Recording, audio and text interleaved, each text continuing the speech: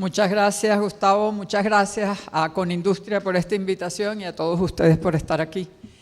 Es un gran placer, un inmenso honor y una enorme responsabilidad venir a hablarles sobre las oportunidades que tenemos y las posibilidades que tenemos de aprovecharlas. El tema, como verán, es oportunidades para el desarrollo, la tecnología y la inclusión social en el contexto global del siglo XXI. Este evento, que va a presentarnos la visión industrial Venezuela 2025 de Conindustria, justamente está mirando a largo plazo. ¿Por qué hace falta una visión de largo plazo? Simplemente para poder enfrentar la coyuntura, por muy difícil que sea, preparándonos para el futuro. ¿Y por qué ubicarla en el contexto global? En fin de cuentas, tenemos nuestro contexto suficientemente complejo. Bueno, porque el mundo ha estado cambiando aceleradamente, que identifica las oportunidades. Primero de eso, del contexto global y las perspectivas, luego del cambio de paradigma y las oportunidades que aparecen, después aprovechar el dinamismo asiático, es una oportunidad de mercado especial, y por último, la cuestión de garantizar la inclusión social. Comencemos entonces con el contexto global. Cada 40, 60 años irrumpe una gran oleada tecnológica, una revolución tecnológica. La primera fue allá atrás, a fines del siglo XVIII, la reconocida Revolución Industrial en Inglaterra. Eso fue la introducción de maquinaria para todo el trabajo textil, utilizando la fuerza del agua, y la creación de una red de infraestructura con los canales. Los canales fueron la Internet de aquella primera revolución tecnológica y tuvieron un impacto para esa sociedad casi de la misma magnitud. Después tenemos, a partir de 1829-30, la época del hierro, la máquina de vapor y el ferrocarril. Luego, ya casi terminando el siglo, comienza la época del acero y la ingeniería pesada, naval, civil, eléctrica, química. Esa fue la primera globalización. Esa fue la oportunidad en que con los ferrocarriles transcontinentales, con el telégrafo transcontinental y especialmente con los barcos de acero de vapor, los vapores, que era posible hacer comercio de contraestación norte-sur, 2 semanas de Argentina a Inglaterra, una cosa casi milagrosa para esa época, la existencia del canal de Suez para venir de la India, todo eso generó una primera globalización basada precisamente en los recursos naturales. Luego llegamos en 1908 con el modelo Ford, con el modelo T de Ford, a la época del petróleo, el automóvil y la producción en masa, que todos todavía conocemos y que muchos de nosotros consideramos el periodo de nuestras vidas. Actualmente tenemos desde la invención del microprocesador en el 71 la época de la informática y las telecomunicaciones. Como ustedes verán, la flecha indica que solo hemos recorrido la mitad del camino, la mitad del proceso de propagación de esa revolución tecnológica. De hecho, todas estas revoluciones van de la irrupción al agotamiento. La irrupción es muy llamativa y entonces uno ve todas las cosas, luego se amplía y se difunde en todos los demás terrenos hasta que llega un punto en que ya no da más. Cuando ya no da más, se dan las condiciones para que aparezca la siguiente revolución tecnológica. ¿Cuál puede ser la que viene ahora, en unos 20 años? Bueno, muy probablemente será la época de biotecnología, nanotecnología, bioelectrónica, materiales a la medida, algo ahí, una combinación de eso. Todo depende de cuáles son las grandes rupturas tecnológicas que marquen el cambio, pero es posible que sea así. Bueno, esto significa que cada 40, 60 años hay un conjunto distinto de oportunidades que se van abriendo gradualmente cada medio siglo. Cada una ha traído un cambio de paradigma y ha transformado radicalmente el contexto. Un nuevo modo de organizarse, un nuevo modo de producir, un nuevo modo de competir, un nuevo modo de comunicación y transporte, un nuevo modo de trabajar y, en fin de cuentas, un nuevo modo de vivir. Y si no, que lo digan los jóvenes que se la pasan con los teléfonos móviles conversando, otra manera de concebir el mundo, otra manera de concebir la vida diaria. Cada una brinda un salto cuántico en productividad potencial para todos los sectores y además un salto cuántico en el posible nivel y calidad de vida distribuidos o redistribuidos socialmente según el modelo que se adopte. El problema es que para efectuar cambios tan profundos en una economía de mercado, el sistema vive un movimiento pendular de cada 2 o 3 décadas. De un periodo de instalación de la revolución tecnológica, liderizado por el capital financiero, sin obstáculos al libre mercado y con polarización del ingreso, los ricos se hacen más ricos, los pobres más pobres en ese tipo de periodo. Luego pasamos a un periodo de despliegue de todo el potencial tecnológico precisamente instalado en esos tiempos. Este periodo es liderizado por el capital productivo, esas son las épocas doradas en realidad. Capital productivo que entonces es apoyado por el gobierno y el proceso tiende a revertir la polarización. Piensen en lo que fue después de los años 30 el boom de la posguerra. Bueno, resulta que lo que marca el retorno del péndulo es un colapso financiero de grandes proporciones, es decir, un colapso como el que ocurrió en el 2007-2008 y del cual estamos todavía viviendo las consecuencias. Vamos a mirar entonces la secuencia histórica de auge, colapso y época de bonanza. Empezamos entonces poniendo cada uno de nuestras revoluciones en su momento, la revolución industrial, una gran burbuja, una recesión y una época de bonanza. En la primera tuvimos la manía de los canales, el pánico de los canales, unos 3-4 años de recesión y luego el gran avance inglés con la guerra napoleónica. Luego, el de la máquina de vapor, la segunda oleada, tenemos la manía de los ferrocarriles, el pánico de los ferrocarriles, un muy corto periodo recesivo y entonces viene el boom victoriano, la época dorada, la época de bonanza. En la tercera oleada tenemos un auge no allá, sino en el hemisferio sur, en Argentina, en Australia, así fue como se industrializaron todos esos países del sur, pero eso fue financiado desde la Bolsa de Londres, de la Banca de Londres y por lo tanto el golpe se sintió en el mundo financiero de los países desarrollados. Inglaterra todavía era el centro del mundo y eso duró unos 5 años. Entonces después viene la Belle Époque en Europa, la era progresista de Estados Unidos y vemos la siguiente oleada, la del petróleo, el automóvil y la producción en masa. Tenemos los locos años 20, la locura de los automóviles, la radio, la electricidad y el crash del 29. Después de ese gran crack, tenemos que en Europa, bueno, a unos 4 años avanzó, pero como Estados Unidos era el país que realmente llevaba la batuta en ese momento, el hecho de que ellos estuvieron en depresión hasta la guerra y hasta casi el final de la guerra, pues fue muy significativo, pero después de eso vino la época de oro de la posguerra, que es el periodo más espectacular que haya vivido el capitalismo en términos tanto de capacidad de crecimiento y productividad como de elevación del nivel de vida incluso de los trabajadores. Y a partir del 71 tenemos el auge asiático primero, la manía de Internet en los 2000 con un colapso entonces, luego las burbujas inmobiliarias y todo lo que fue el gran casino financiero de los años 2000 y tenemos desde entonces el segundo colapso. Hubo 2 colapsos esta vez, uno el 2000 que duró hasta 2003 y luego el del 2007-2008 que todavía estamos viviendo.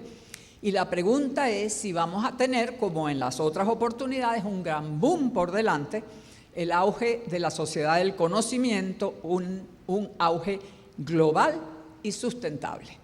Eso es lo que tenemos como posibilidad por delante. O sea que estamos pasando del periodo de instalación al periodo de despliegue y estamos precisamente en ese intervalo de reacomodo que ha ocurrido todas las veces, donde tiene que volver el Estado a crear condiciones para que el mercado funcione con sinergia, que funcione con convergencia, porque ya los experimentos que había que hacer en el periodo de instalación han sido hechos y ya tenemos todas las posibilidades, todas las oportunidades por delante para ser aprovechadas. Entonces, los grandes auges financieros instalan el nuevo paradigma y con ese nuevo paradigma, luego de los colapsos, se da la recomposición institucional para el despliegue. Es precisamente porque hay un colapso que eso se da. Entonces, ¿cuál es el momento actual del capitalismo mundial? Las malas noticias es que estamos en un periodo similar al de los años 20, es decir, una seria crisis económica después del colapso financiero. La otra mala noticia es la polarización del ingreso, que lleva a protestas, migraciones, líderes mesiánicos, violencia, es decir, es un momento de gran injusticia y la legitimidad del capitalismo precisamente estriba en que una gente buscando su propio beneficio, buscando ganar dinero a través de su esfuerzo, beneficia a la sociedad. Si no lo hace, cosa que a veces ocurre en estos años, entonces se crean situaciones de tensión muy fuertes. La buena noticia es que las épocas doradas vienen después de tales crisis, precisamente porque se cambian las condiciones, se despliega el potencial del nuevo paradigma y se tiende a revertir la polarización.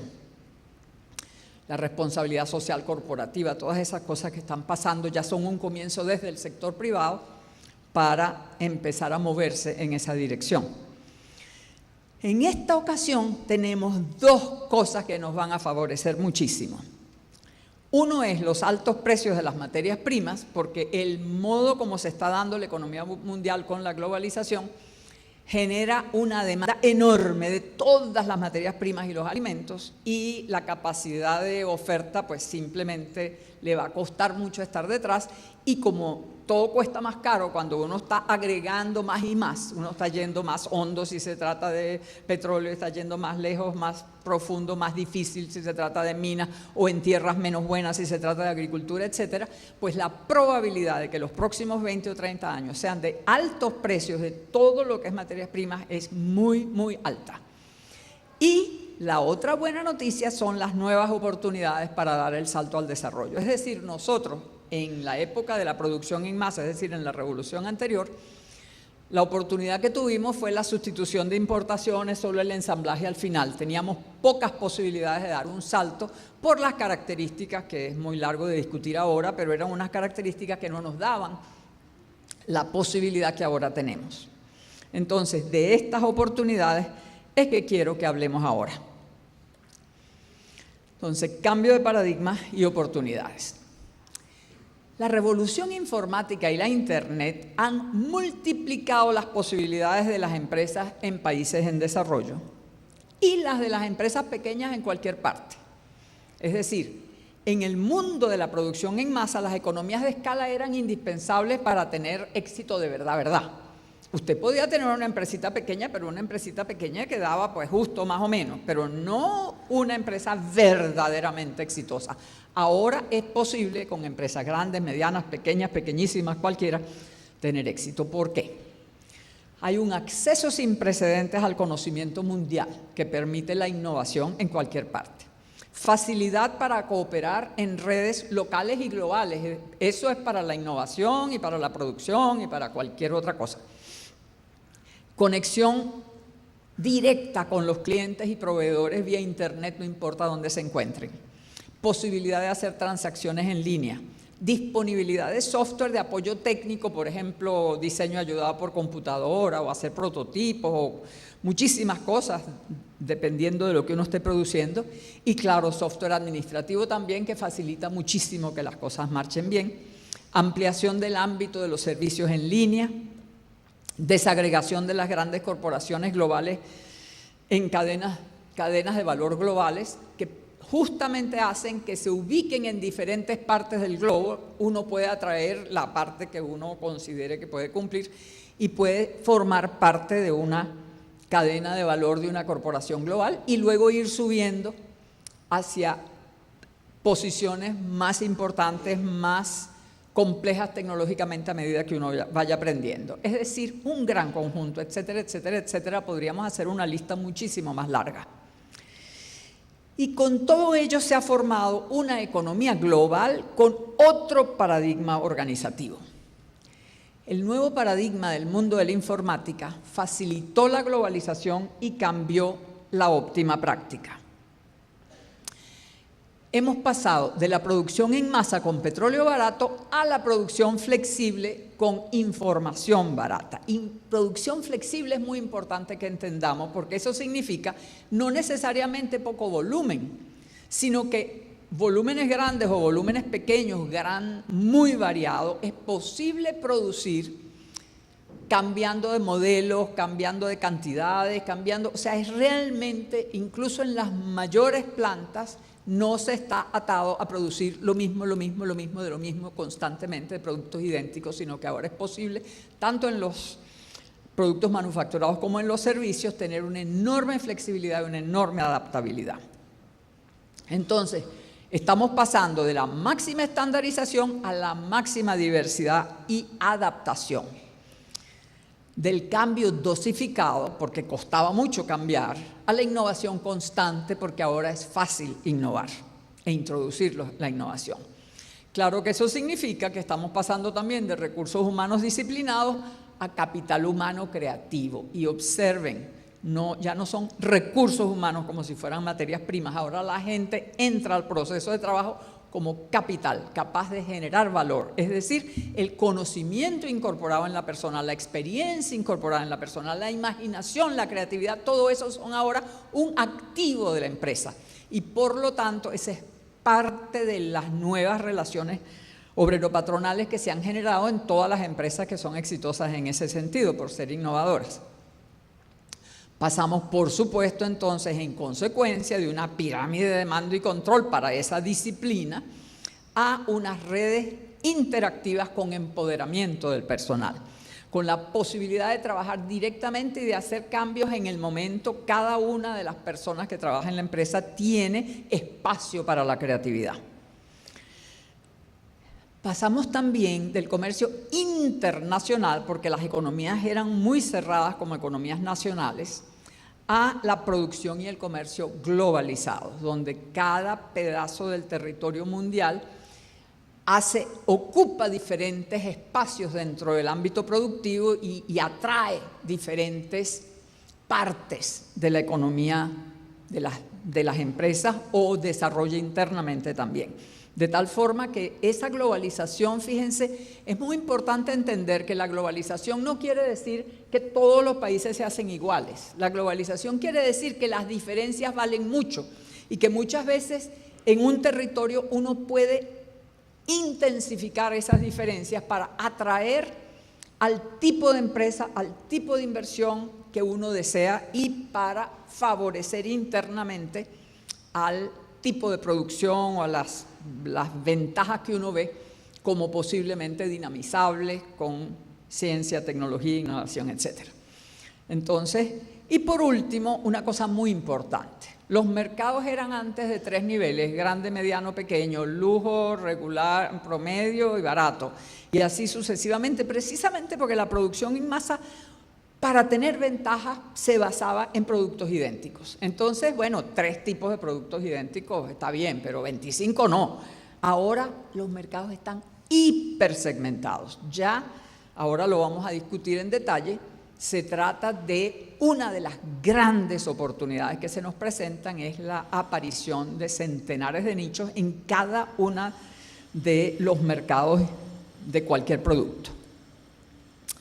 Esos cambios han venido dinamizando la competencia y han abierto un mundo de oportunidades. Vamos a mirar la cuestión de la hipersegmentación. Gracias a esa hipersegmentación hay diferencias muy grandes en rentabilidad y vulnerabilidad según el posicionamiento, según el espacio que uno ocupe en ese particular mercado. Antes nosotros nos movíamos en un espectro que iba desde commodity hasta a la medida, el producto adaptable. El commodity uno siempre pensaba que eran las materias primas, las cosas más básicas, y en el otro extremo teníamos el producto a la medida adaptable, que podía ir desde, por ejemplo, hacer plantas químicas a la medida según el diseño de un ingeniero y que se hacían una por una y pedazo por pedazo, parte por parte, hasta los vestidos de novia, pues. O sea, la cuestión adaptable podía estar de un extremo al otro, pero verdaderamente lo fundamental de la industria estaba entre uno y otro, ni el commodity ni a la medida, sino en el medio, es decir, todo lo que era estandarizado, en mayor o menor estandarización. Las diferencias de rentabilidad entre un producto commodity y un producto a la medida adaptable, sea antes o sea ahora, se basan en lo que son commodity. ¿Cómo se compite cuando uno está produciendo un commodity? Bueno, uno fundamentalmente compite en precios. Y es más, compite en precios que prácticamente son dados por el mercado y no por uno. Entonces uno tiene que lograr ventajas en costos y en dominio de la tecnología de producción, de tal forma que el precio no le caiga por debajo de sus costos.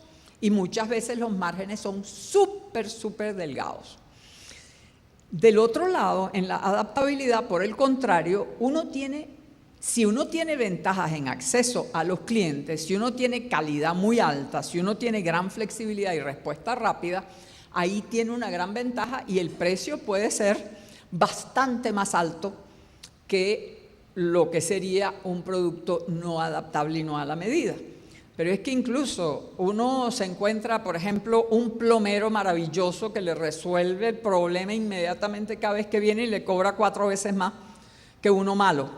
Pues mire, todos estamos dispuestos a pagar 4 veces más porque al otro lo tenemos que traer 6 veces y no resuelve nada. Entonces, el vínculo, la confianza es sumamente importante cuando uno está en productos a la medida y adaptables. Entonces, pero esa era nada más que la gama que existía antes. Ahora, todo se ha convertido como una especie de caleidoscopio. Ahora hay nichos de especialidad cada vez más numerosos en todos los mercados de todos los productos. Entonces, en la parte que sigue estando abajo, de punta a punta, la rentabilidad se alcanza mediante altos volúmenes. Todo lo que esté en la zona de estandarización generalmente requiere que uno tenga altos volúmenes.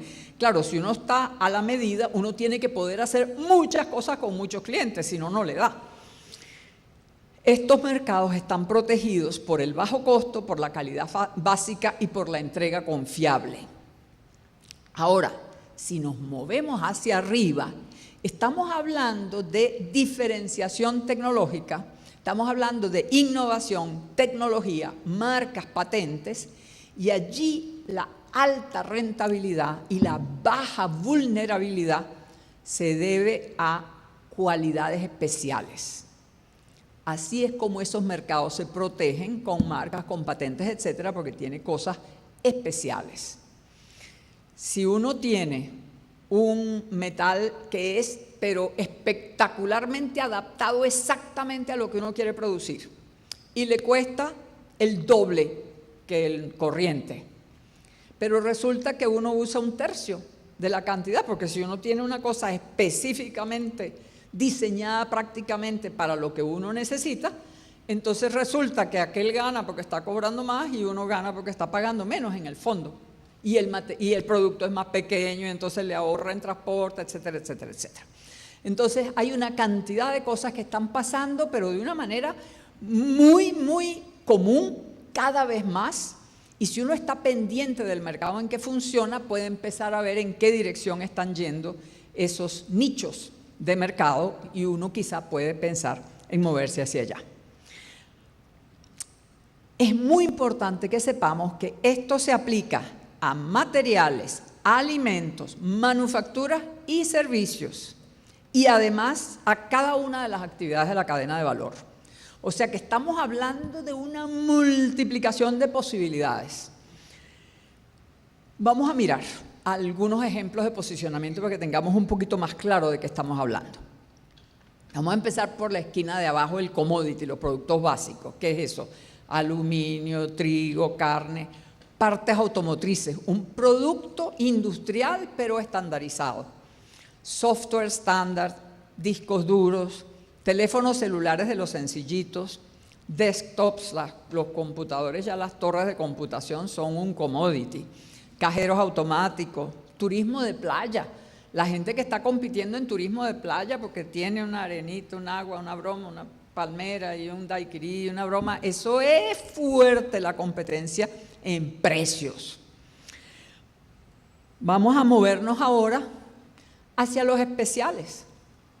Alimentos orgánicos certificados, mucho más caros que los alimentos normales corrientes.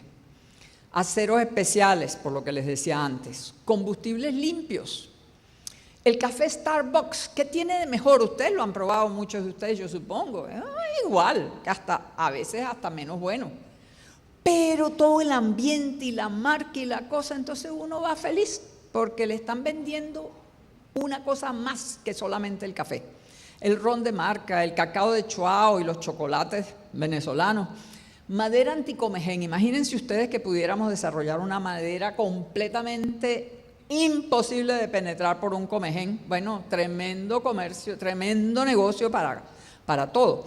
Turismo de aventura o ecológico, mucho más costoso y mucho más interesante como industria. Eso es un servicio. Fíjense ustedes que hay de todo en la lista. Vamos ahora al extremo únicos. Edificios emblemáticos como el Guggenheim de Bilbao o aeropuertos, si usted tiene capacidad para eso, bueno, hay poquísimos en el mundo, bueno, grandes sistemas de información, servicios de I+D, de investigación y desarrollo, instrumentos especiales, por ejemplo, para nanotecnología o para biotecnología, turismo en Machu Picchu o en la Gran Sabana, o sea, ya estamos hablando de algo que solo existe en un sitio del mundo o en el Vaticano. Entonces, si usted tiene eso, usted tiene un nicho único. Y por lo tanto, si lo aprovecha bien, allí está. Y ahora vamos a los adaptados. Los computadoras Dell, ¿qué es lo que son? Uno escoge, yo quiero que tenga una tarjeta de esto y el otro y este no lo quiero, este sí lo quiero. Pero ¿qué es lo que es el computador al final? Es el ensamblaje de varios productos commodity, pero armados según lo que usted pidió. Entonces, hay ese punto de adaptación, cambia la circunstancia. Confecciones Zara, esa tienda que está en muchas partes del mundo, recibe información constante de lo que se está vendiendo, los colores, las modas, etcétera, y en función de esa información toma todas sus decisiones y produce en una semana. Ellos están constantemente respondiéndole al mercado, adaptándose a lo que la gente quiere. La gente que trabaja en seguridad informática, que tiene que trabajar específicamente con la empresa que necesita o con el gobierno, con quien requiera eso. La interpretación de datos a distancia. Hoy en día mandan los médicos en Estados Unidos, mandan a la India a interpretar de noche los datos de los exámenes médicos con computadora y en la mañana tienen el resultado. Entonces, hay cosas de ese tipo que uno puede pensar en proveer al mundo. Ensaladas empacadas a pedido. En Kenia, todas las tardes a las 2 reciben los pedidos de todas dos cadenas de supermercados en Inglaterra. Esas ensaladas que lechugas romanas y no sé qué, las otras chiquiticas, unas que tienen hojas pequeñas, otras que tienen las hojas grandes, qué sé yo, y vienen ya limpias, listas para comer en bolsitas de celofán. Bueno, a las 2 de la tarde de un día, a las 2 de la mañana, entra todo, se llenan los aviones, salen, amanecen allá y allá están los camiones y distribuyen. Todos los días llega de Kenia lo que les pidieron el día anterior. Súper adaptado, un gran negocio que creo que ambientalmente no es sustentable, pero por el momento vaya. Los servicios personales, el turismo de salud. En la India se llevan aviones enteros de británicos a operarse allá, los llevan a un hotel, los llevan al hospital, los llevan a la fisioterapia, después los ponen a pasear y los montan en su avión de regreso y vienen felices rápidamente sin tener que esperar en cola. Bien, como verán, la variedad es inmensa, no importa en qué producto nos coloquemos, vamos a encontrar eso. Ahora bien, obviamente que uno lo que quiere hacer entonces es moverse fuera de la esquinita de abajo, ¿no? Que esa esquinita es la mala, Claro, si uno tiene una capacidad enorme, pues obvio que se queda en su esquinita. Y si uno tiene un commodity, un producto que más nadie tiene, pues uno también lo vende, no es que no lo va a vender. Pero el asunto es que uno es menos vulnerable y tiene mayor rentabilidad si logra moverse gracias a la tecnología o al modelo de negocio o a cualquier otra cosa que uno cambie las relaciones con otros proveedores, para uno lograr avances en el posicionamiento, moviéndose hacia arriba y hacia afuera, pero claro, apoyándose en lo aprendido y en las ventajas ya construidas. No es que yo producía zapatos y ahora voy a querer producir cohetes, porque eso es más especializado. Simplemente uno tiene que saber en qué mercado tiene ventajas uno ya, y entonces empieza a moverse en la dirección adecuada. Bueno, cada tipo de oportunidad abre una vasta gama de segmentos, desde los más tradicionales hasta las especializaciones de punta. Uno va de lo sencillo a lo complejo, hay en cada uno. En un nicho uno puede tener cerámica artesanal, que es una cosa que tiene toda una tradición, o un kit biotecnológico de diagnóstico súper sofisticado.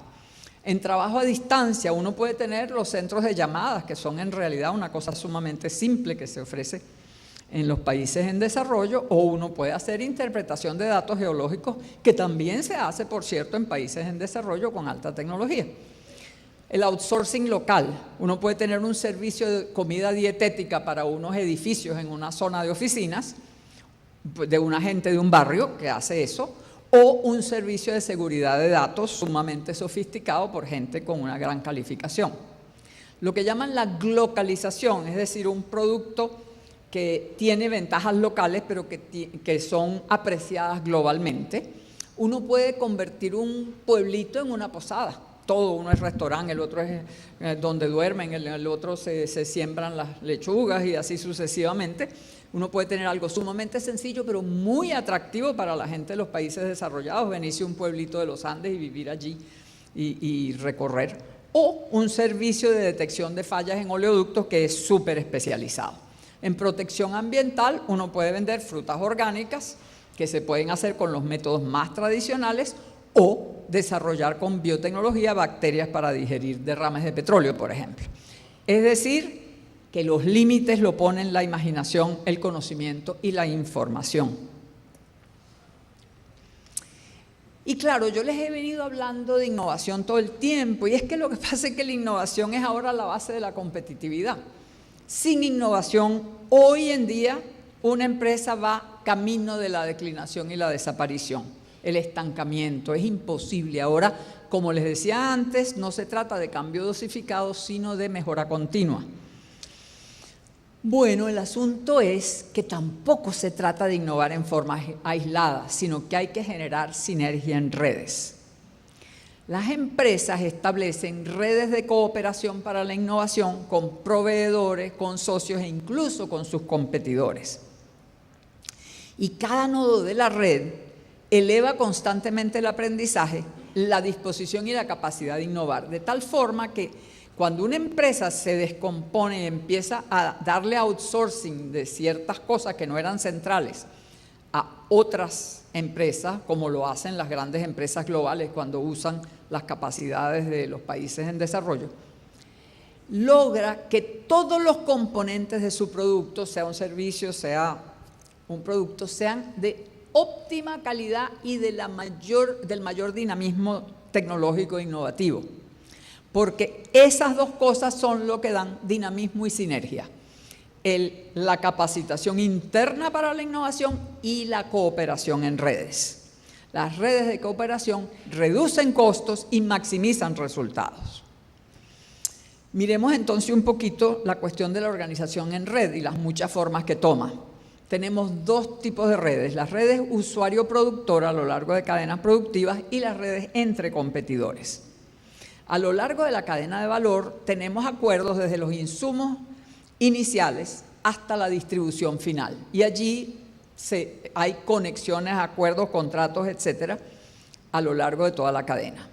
Lo otro es alrededor de una gran empresa local o global, donde se da la componentización, es decir, dividir completamente el proceso productivo entre todas sus partes hasta lo más pequeño posible, desagregando internamente todo, haciendo outsourcing y diversas formas de inversión conjunta, contratos o colaboración local o a distancia. Es decir, unas redes muy complejas, muy fáciles de manejar gracias a la informática, pero además muy fácil de optimizar los resultados gracias a la colaboración y cooperación de muchas empresas. Y lo otro es las redes entre competidores, las redes o clústeres de empresas pequeñas generalmente, pero también empresas medianas, que usualmente combinan cooperación y competencia. Lo que hacen es que generalmente montan varias empresas que están en el mismo sector. Esto es súper típico en el norte de Italia y en España. Qué sé yo, los productores de cerámica, los que hacen tejidos, se reúnen, pagan juntos los cursos, la investigación y desarrollo, los viajes al exterior y después compiten afuera, pero cooperan dentro del país y reducen sus costos enormemente. Las redes entonces multiplican el poder de cada uno de sus componentes. Pero cualquiera que sea la red de alianzas, el sistema de innovación supone vínculos crecientes con las instituciones de ciencia y tecnología y las que brindan apoyo tecnológico. Universidades, laboratorios de I+D, asociaciones empresariales y profesionales, empresas de ingeniería y consultoría, servicios técnicos, etcétera. Todo eso conforma una red de apoyo tecnológico para la innovación. Y claro, las empresas, los institutos, las asociaciones tienen diversos niveles de competencia, pero a todos nos interesa el fortalecimiento de cada uno porque eso fortalece al conjunto. Llegamos entonces al dinamismo asiático. Es decir, veníamos hablando de las oportunidades tecnológicas. Ahora vamos a hablar de la gran oportunidad de mercado. El momento actual, las oportunidades para América Latina. Tenemos la oportunidad tecnológica de la cual hemos venido hablando, la hipersegmentación tecnológica de todos los sectores productivos. Pero tenemos también una oportunidad de mercado. Y es la necesidad de insumos y alimentos del mercado asiático. El crecimiento aceleradísimo de los países asiáticos ha hecho que sus necesidades de insumos sean tan grandes que prácticamente hay como 14 metales donde China demanda como el 70-80% de la demanda mundial. Es una cosa verdaderamente impresionante cuánto necesita de materias primas ese crecimiento asiático. Bueno, la propuesta es innovar, diversificarnos y crecer tecnologizando los recursos naturales, es decir, aprovechándolo de la diferenciación y usando el dinamismo asiático como remolque, agarrarnos del carro asiático y avanzar, lo cual no quiere decir que nos vendamos al otro lado y que no nos asociemos para la tecnología, pero esencialmente que entendamos que hay un mercado dinámico que nos permite a nosotros aprovechar para crecer en esa dirección. Es importante que entendamos que las oportunidades son un blanco móvil. Cuando yo les digo de esta oportunidad, el asunto es que esta es una de muchas. Nosotros en los 60 y 70 aprovechamos la oportunidad entonces, América Latina la aprovechó plenamente, era la posibilidad de sustituir importaciones en mercados internos protegidos, es decir, producir a 30% de capacidad y cubrir nuestro mercado interno. En los 80 y 90 vino otra oportunidad, pero esa la aprovechó Asia. Era la posibilidad de adoptar el nuevo paradigma y exportar manufacturas al mundo desarrollado, es decir, cuando declinó las posibilidades de aumento de productividad en los países desarrollados, necesitaron entonces la reducción de costos y la aplicación del nuevo paradigma originalmente desarrollado por los japoneses y gradualmente adoptado y adaptado por los demás países. Bueno, esa oportunidad América Latina la perdió. Es más, vivimos la llamada década perdida. Y ahora aparece una oportunidad distinta, que es aprovechable solo por países con una buena dotación de recursos naturales. Estos somos nosotros junto con otros, África, todo África, Kazajstán, Rusia, o sea, tampoco es que estamos solos, pero depende quién sepa aprovecharla mejor y claro, todo el mundo tiene recursos distintos, entonces también Se trata de ver cuáles son aquellos en los que uno puede tener ventaja. La pregunta es, ¿la sabremos aprovechar? Vamos a ver un poquito más en qué consiste esa oportunidad actual de mercado. Tenemos una complementariedad interesante con China y con Asia. Ellos tienen alta densidad de población y, por supuesto, recursos humanos baratísimos, mano de obra a precios que a nosotros nos parecen absolutamente imposibles. Nosotros que creíamos que teníamos mano de obra barata. Y una gran escasez de recursos naturales. América Latina tiene baja densidad de población y abundancia de recursos naturales. Ellos tienen crecimiento acelerado requiriendo insumos y alimentos y nosotros un potencial exportador de una gama de insumos y alimentos. Tenemos especialización en industrias de fabricación, especialización en industrias de fabricación, fundamentalmente ensamblaje, mientras que nosotros tenemos tradición en industrias de procesamiento. Pero otra cosa importante es que los altos precios y la posible escasez de recursos naturales los está llevando a una estrategia de inversión en países con recursos.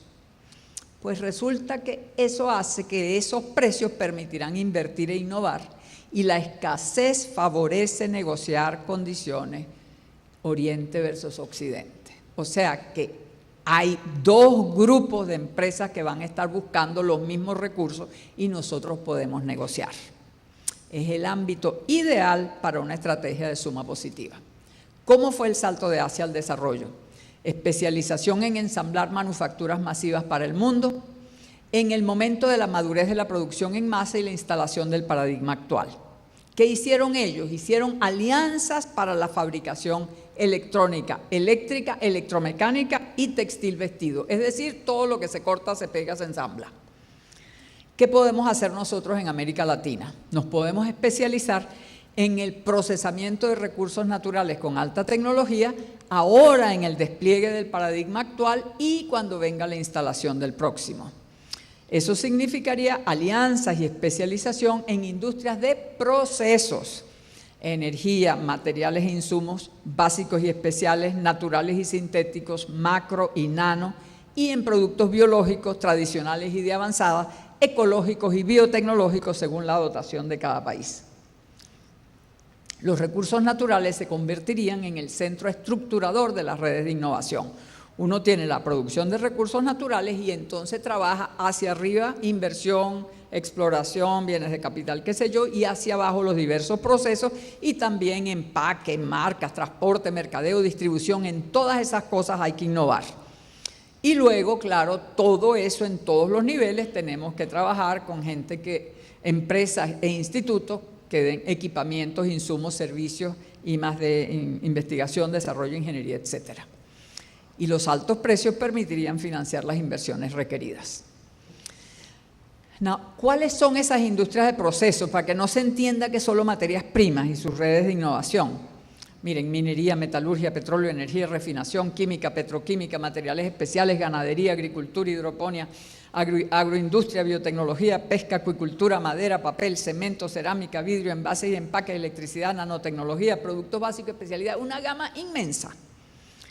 Y luego los múltiples servicios de ingeniería, servicios de software y sistemas, fabricación de bienes de capital, instalación, adaptación, compatibilización, servicios de laboratorio, conservación y empaque, transporte, mercadeo y distribución, servicio técnico al usuario, inteligencia de mercados, investigación y desarrollo, abogados de patentes y negociación de contratos, formación de personal especializado, etcétera, etcétera. O sea, estamos hablando de una cosa bien amplia y el camino, por supuesto, es la constante elevación tecnológica del capital humano y de las empresas, la mejora de los productos y la densificación de las redes de apoyo.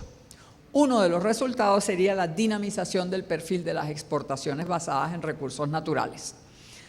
Tomamos las empresas nacionales y extranjeras productoras y procesadoras de recursos naturales y miramos sus mercados actuales de exportación, minerales o biológicos, generalmente no muy procesados. Imagínense ustedes unos clústeres de empresas o instituciones locales que colaboren con estas empresas, unos clústeres de servicios, investigación y producción de alta tecnología, en cooperación con empresas o instituciones extranjeras también especializadas en eso, y nosotros podemos ir gradualmente cambiando el perfil de las exportaciones con nuevos mercados especializados adicionales crecientes. Se trataría de una estrategia en dos tiempos. Primero, lograr el crecimiento ahora con base en los mercados creados por la globalización y el paradigma de la informática e Internet. Y luego prepararse, o entre tanto irse preparando para dar el salto en la próxima revolución tecnológica. Eso que les decía, biotecnología, nanotecnología, bioelectrónica, materiales a pedido, etcétera, desarrollando capacidades científicas y empresariales y redes locales y globales, es decir, irnos colocando para eso. La propuesta es llegar al desarrollo en 2 generaciones. Cerremos entonces con la garantía de la inclusión social, que es tan importante. Hay que tener una advertencia. Las industrias de proceso son intensivas en capital y no en mano de obra. Crean empleos de alta calidad para personal calificado, tanto obrero como técnico, pero no pueden resolver los problemas del desempleo y la pobreza, no al nivel que los tenemos en América Latina. Distribuir el ingreso tampoco lo resuelve. Hay que distribuir la capacidad de generación de riqueza usando la misma oportunidad tecnológica que venimos discutiendo.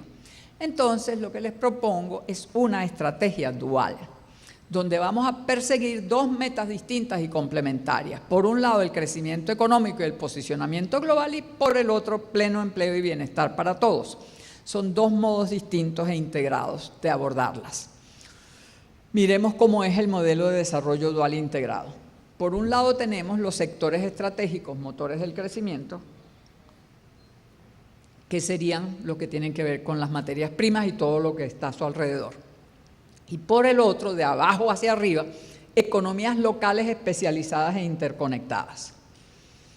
Los sectores estratégicos, su objetivo sería tecnología competitiva en los mercados globales. Los otros sería el desarrollo diferenciado de cada rincón del territorio con base en la vocación productiva local identificada o promovida, destinada a mercados globales o locales. Uno puede exportar hierbitas, qué sé yo, alimentos orgánicos a Kioto y así. El objetivo de los sectores estratégicos sería generación de divisas y riqueza. El objetivo de todo el esfuerzo sobre el territorio sería elevar la calidad de vida de todos los habitantes.